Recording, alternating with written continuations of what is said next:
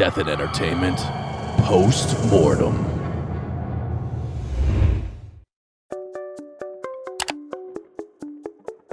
Okay, well, we are here, guys, with one of our post-mortem follow-up episodes on something we did very early in our podcasting of Death and Entertainment. Yeah, this is for real. It's like our second one. I think this is, Shelly was episode 3. Okay. I believe. Close to the second one. I was close, yeah. One Kyle could have just later. let that slide, I think. I gotta be a stickler. But yeah, this is what we do when we follow up with new information and like new updates.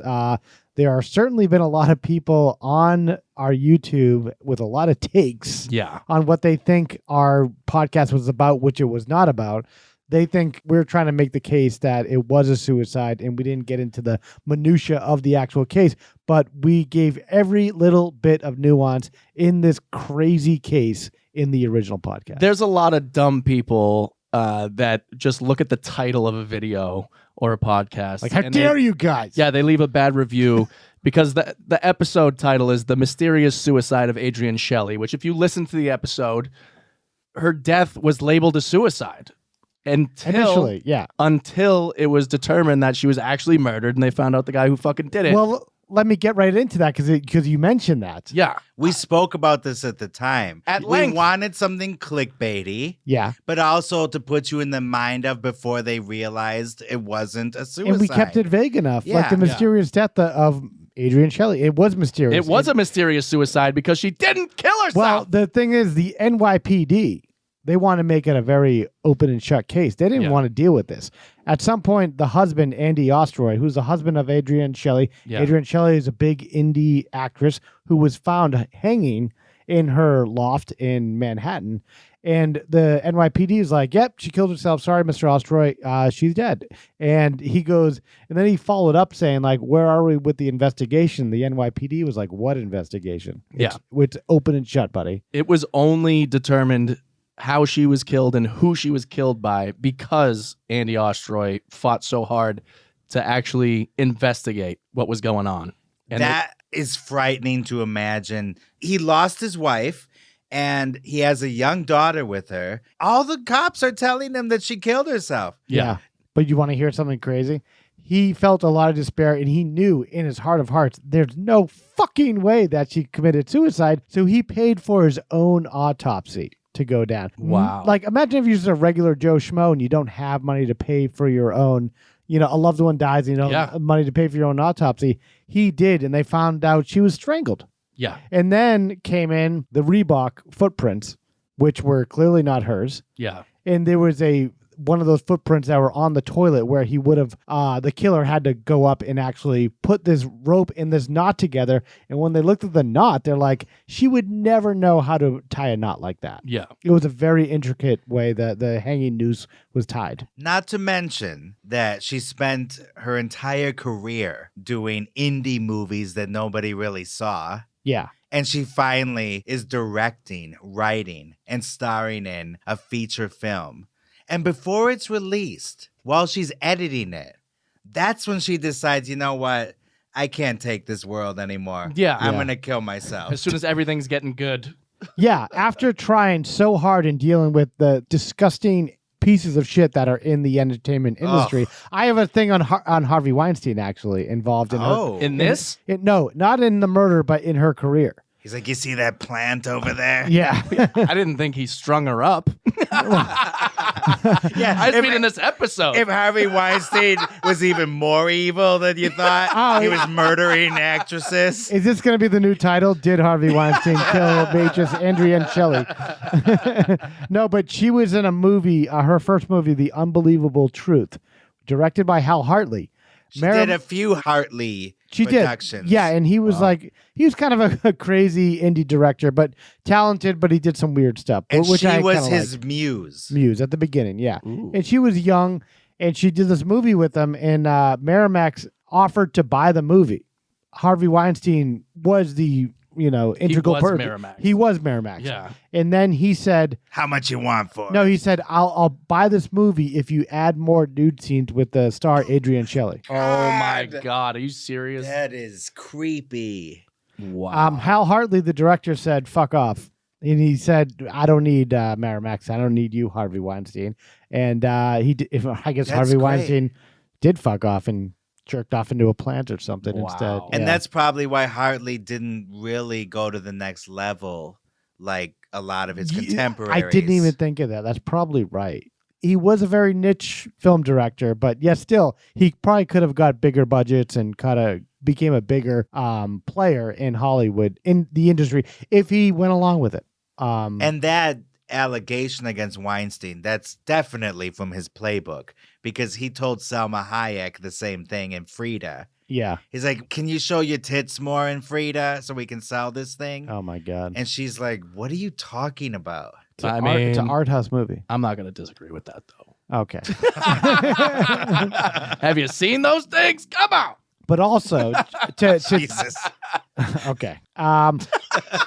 To tag on to that though, she was in there was a movie called Searching for Deborah Winger about like female actresses and like how they get lost in the Hollywood system when they get of a certain age. Made by the lovely Rosanna Arquette. Yes, Rosanna Arquette, and she was interviewing Adrienne Shelly for this movie, and Adrienne Shelly said that she was told by a Hollywood agent that she needed to be more fuckable to be a bankable star. Jesus. Which reminded me back to the Brittany Murphy episode that we did, in which she was told that also by a Hollywood executive that she needed to be more fuckable. Jesus. I'm starting to wonder if that was the note for every star. Just be more fuckable, Hey, yeah. could you be more fuckable over here? Yeah.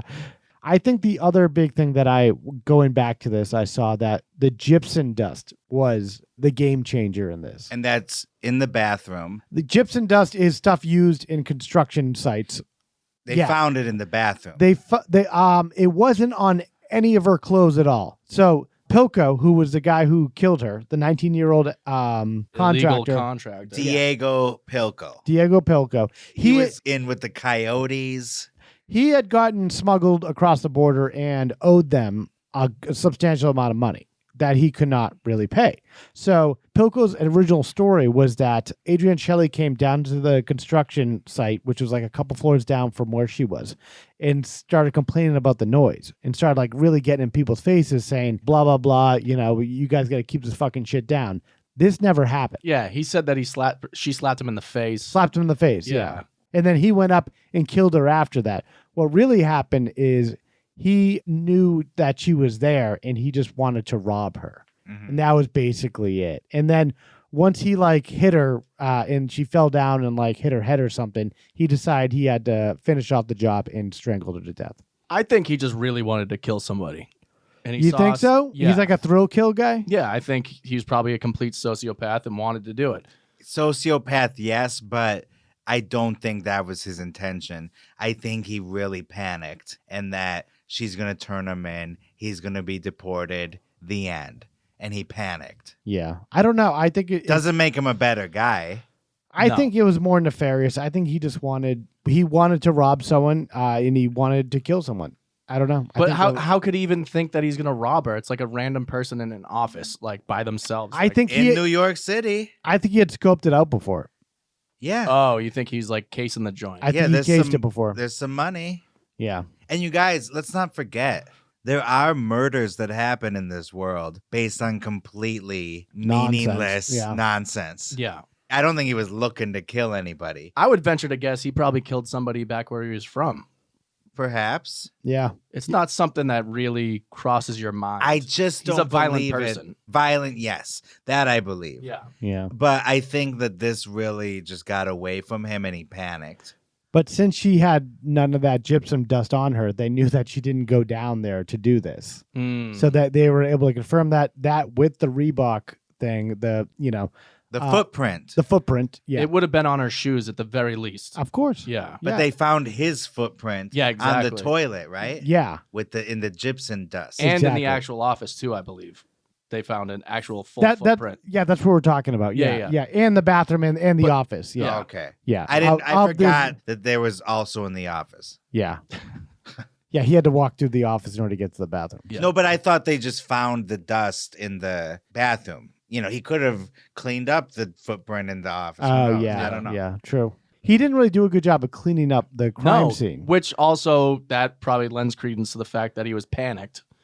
Because you would clean it up if you were maybe. So I'm full of shit then. Yeah, if you were a seasoned killer, If you would know the ropes. Yeah, you would know to clean everything up and make That's sure. fair, yeah. So- And he did owe a lot of money to these coyotes. And I think I did even describe on the first episode that these people, they know where your family lives back home, and that, they hang that over your head and they threaten you. And for someone, I think it was like $15,000. That's a lot of money for someone just coming into the country to pay off. They don't pay you that well when you're an illegal immigrant that's doing construction work. $10 an hour seems like a lot when you're working, that's but true. it's really if it's a pennies on the union dollar. thing, you're making bank. But yeah. and also living in New York City, don't get me started with the rents. Too damn high. Too damn high. Yeah. I love when Kenan Thompson will play that guy. The rent's too damn high.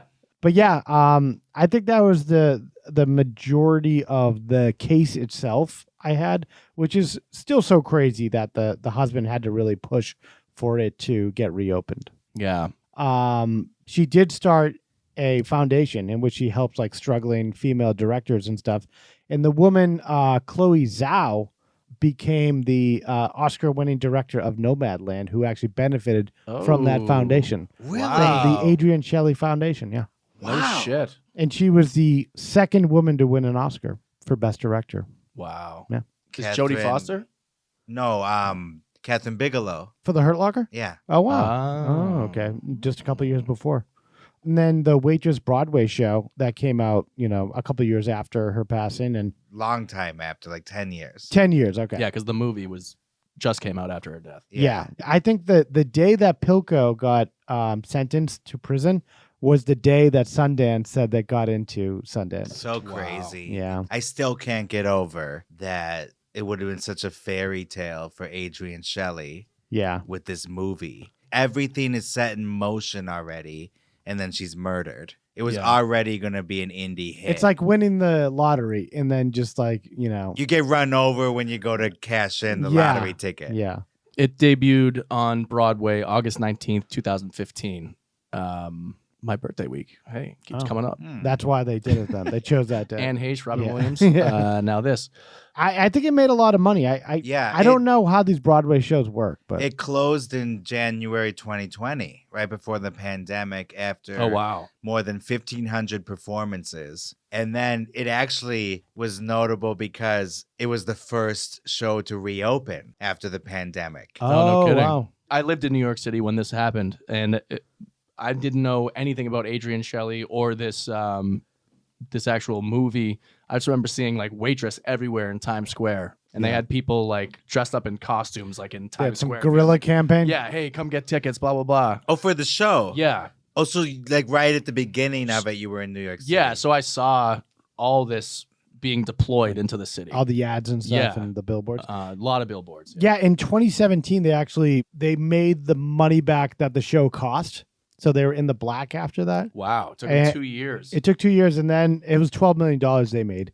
And This is a hit. This Yeah. is a hit show. it makes like a ton of money. Yeah. It makes if you're already good in 2017, imagine 3 more years and then some where you're just profitable. I know, but that's so crazy to think like, hey, we're fucking putting this show out. We have a huge fucking deficit that we're trying to eat away at, and it takes 2 years to be able to get that. That's Broadway, though. yeah, I guess. There's an insane amount of money that goes into these productions, Yeah. and most of them are not profitable. Yeah, and they go away a lot sooner. But yeah, her foundation or her family must have done pretty well with Absolutely. with all the rights of this. Like, it's still going. They toured the world in U.S. In 2019, 2020, and 2021. They went to the U.K. Wow. I looked it up. There's actually a production of Waitress going to be in Palm Desert in March of 2023. So get your tickets Let's now. go. Let's go. We're the 3 weird guys in the corner. Hey. Did you know the backstory? You want to hear some shit? Yeah. Let's talk after this show. You know Pillco? I'll see you at the intermission. Another notable thing about this musical, the top 4 people in charge of it, that produced it, directed it, all women. And I guess that made history on Broadway. That hadn't happened before. Wow. Where all the top people were women. And the music and lyrics were by Sarah Bareilles. Sarah Bareilles, who wrote that song, I'm Not Gonna Write You a Love Song. Oh, yeah. Oh, okay. And the writer, it's this woman named Jessie Nelson. I looked her up. Okay. She acted in some movies in the 90s, and she played Ralph in So I Married an Axe Murderer, Ah. the friend of Nancy Travis, Yes. who Mike Myers thinks is a guy. I thought that was Amanda Plummer. No, that's the sister. Yeah. Oh, Ralph okay. is her friend. Gotcha. Yeah. And then Jessie Nelson is also a movie director. And you know what movie she directed? What? Karina. Ah. So she wrote the play. With Susie Q. With Whoopi, you mean? Oh, yeah. Korean. Yeah, yes. Your favorite Alejandro's Whoopi. favorite movie. Yeah. Whoopi in Karina. Karen Johnson. Whoopi Goldberg. Get the fuck So out. there you go. That's Waitress. That team made this Broadway musical. Yeah, and I'm sure they're still making they're cleaning up in Palm Desert next year. Yeah. So I love how in 2015 they have like all the people that are in charge of the play, writer, director, everything is all women. It literally took till 2015 to be like, all right, let's take down the patriarchy of Broadway. Like, it's all gay guys and women in there anyway. What the fuck are we talking about? Oh, here we go. Kyle's been activated again. Singing and dancing Anthony on Broadway. Bill O'Reilly's here. We're going to make Broadway a little more feminine. Yeah, what the fuck? It is a lot of men, though. And Scott Rudin and a lot of these people actually run a lot of these big shows. A lot of awful men like But- Scott Rudin. Scott Rudin, yeah, who's now canceled, but he was like the Broadway dude. But yeah, like the puppet masters, if you will, the gatekeepers. And I think that's what they're trying to do, something positive to bring, an all women. And Of Kyle's gonna course. go fucking ballistic. Yeah, no, I support it. Okay. That's his final word. He supports it. For the But record. that shows how ridiculous it all is. Look how long it took for a woman to win Best Director. Yeah. Give me a fucking break. Fucking You Jodie know? Foster's not even going to get one. What, Fresnel? What do you think she should get it for? She won twice, though, for acting. Yeah. So Yeah. she got something. She had a stalker that took a shot at the president for it. I'd take that over an Oscar. Do you want to bring us into the HBO doc? Yeah, well, a doc was done, I want to say last year. It was after we did our episode. After we published our Yeah. episode, a documentary was done very detailed about her life. And I think we covered a lot of the stuff that was in the documentary, but there was a interview with Pillco that we did not actually have access to at that time. Oh, boy. In which her husband, Andy Ostroy, we brought up before, confronted the killer of his wife. So in prison. I did not see this documentary then because I don't remember this at all. It was on HBO, I think. Yeah, it's called Adrienne, and it was directed by Andy Ostroy. Yeah. Wow. And he's been instrumental in her legacy. Yeah. And here's the clip from the documentary where he confronts Diego Pillco in prison. I am shocked. She went to grab the phone. Fui por atrás y le tapé la boca pidiendo que no llamara a la policía. I got behind her and covered her mouth and told her not to call the Se me police. fue la mente. Me perdí. I lost my mind. I lost it. Yo creo que le estaba ahorcando con mi mano. And I was choking her with my hand. Y a la misma vez le estaba tapando la boca At the same time, I was covering her mouth para que no hiciera ruido. so that she wouldn't make noise. Me quité la mano, I took my hand la off dejé ir and I let her go. y la vi que And I sus labios saw her. estaban morados. That her lips were blue. So yo pensé que ya le dije la maté. And I thought, oh, I killed her.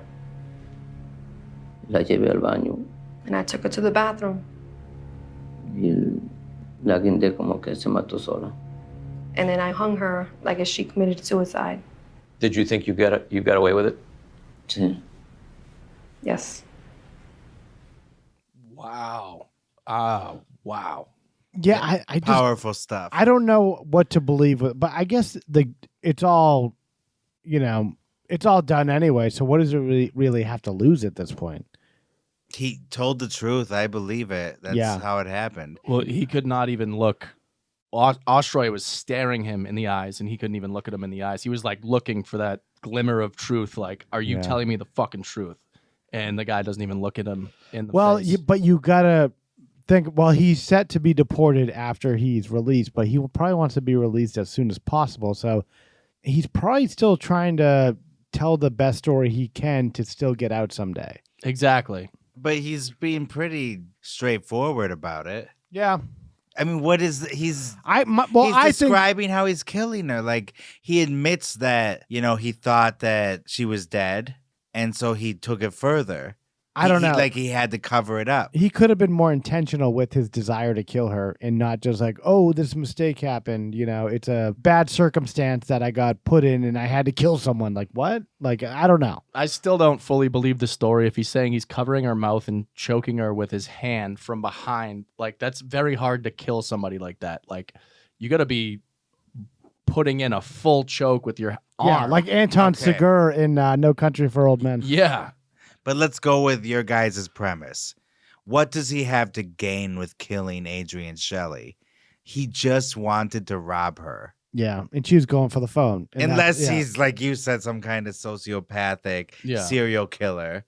But I really don't think so with this guy. Later on in the interview, Ostroy pulls out pictures of Sophie, their daughter, and Adrienne, and shows a Halloween party. Adrienne is smiling, holding her daughter. And he's like, this is the day before you murdered her. I just want you to see this. And Pillco looks at it, but he's speechless. Yeah. And then finally Ostroy's like, okay, I've had enough.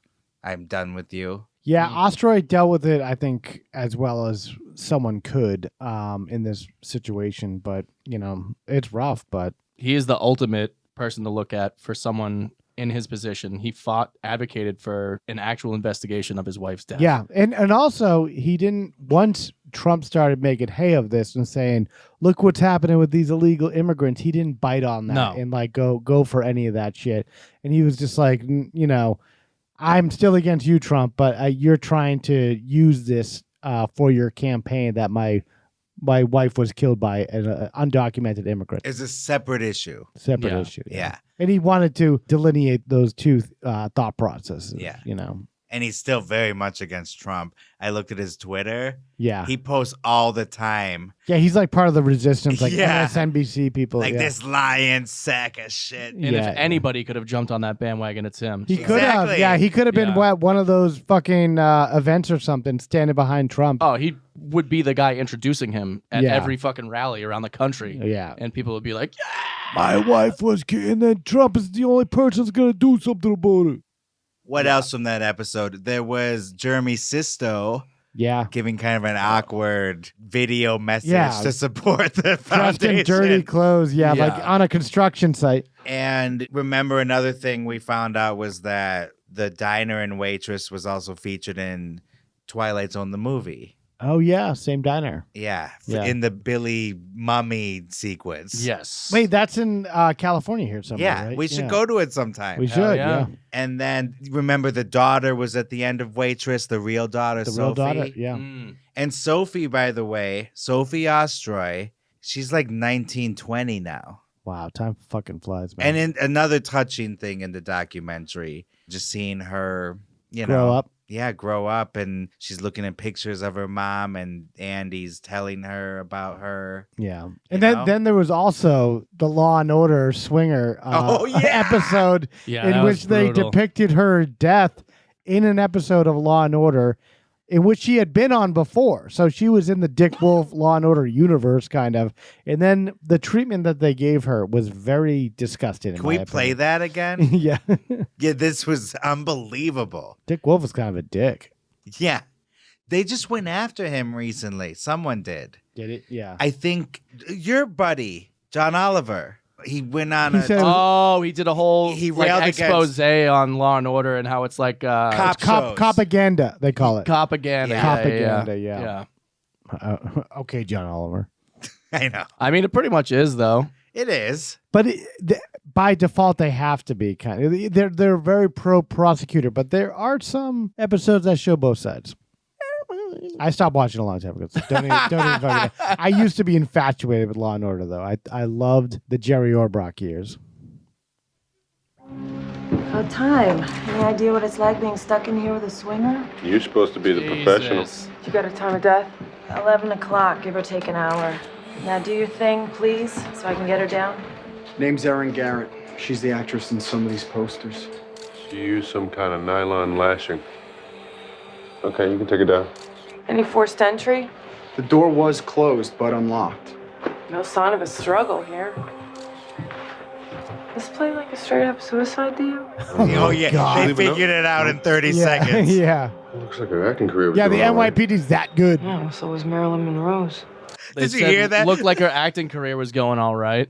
Like, what the fuck? Yeah, I'm sure that's exactly how it went down. We when they did found comment her. on wait, because she has posters up of movies she did. What the Yeah. fuck are you talking about? Factotum. Yeah. Oh my god. Yeah, we got like, a swinger. that's the thing that proves the propaganda thing because the NYPD was like shutting the fucking case. Yeah, nobody was Yeah. doubting this Yeah. story except for Andy Ostroy. Yeah, these bloodhounds in the TV show, like, we know right away what's going on Yeah, here. that's a good point. They were showing the Yeah. cops like, we doubt this is a suicide. But calling her a swinger, that I was confused. was- in the original episode, I was Jesus confused because I Christ. thought they were talking about a sex thing. Yeah.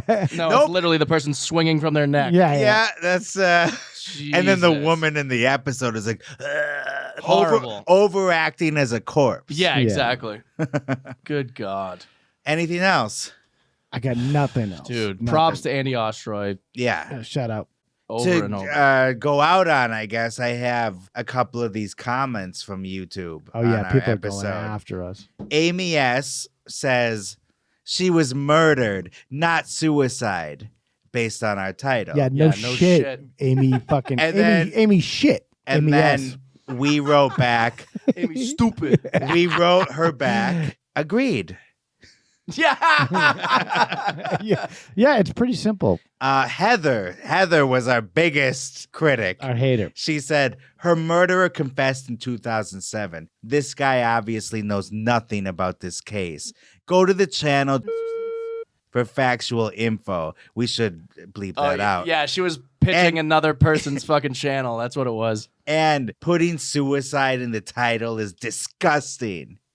Yeah. Hey, idiot. Yeah. So that's we should Heather. start going on other YouTube channels like Death and Entertainment gets this right. Yeah. I remember responding to that one being like, hey, stupid, there's 3 of us, not just one. 3 of us got it wrong. Yeah. Red Leo 3000 says, Okay.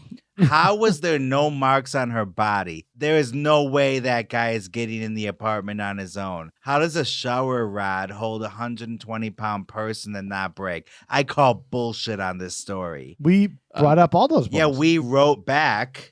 Diego Pillco's story changed multiple times. The one that makes the most sense is that it was a botched robbery. It is unbelievable that a curtain rod would hold an entire person up like that, but that's how they found her. I don't know how we expressed that tone in the last line there. And then finally, DJ Mutt wrote, he was trying to be clever here. He wrote, now it's always once upon a time in New York City. It's a big old, bad old, tough old town. It's true. There's always setting stages here. They're always turning Is this like pages there for you. And then dash Huey Lewis.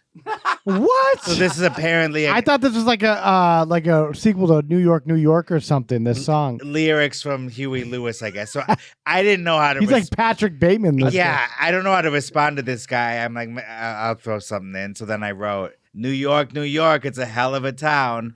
Dash Leonard Bernstein. Oh, okay. And then DJ Mutt wrote back, I don't think you got the reference. DJ Mutt didn't even know what DJ Mutt was talking about. Yeah. Maybe that was his joke that like it was Huey Lewis in the news. That's funny. Honestly, probably shouldn't even respond to that kind Yeah, of these comment, lunatics. They're probably gonna shoot us. Let's outside just of kick our his apartment. ass.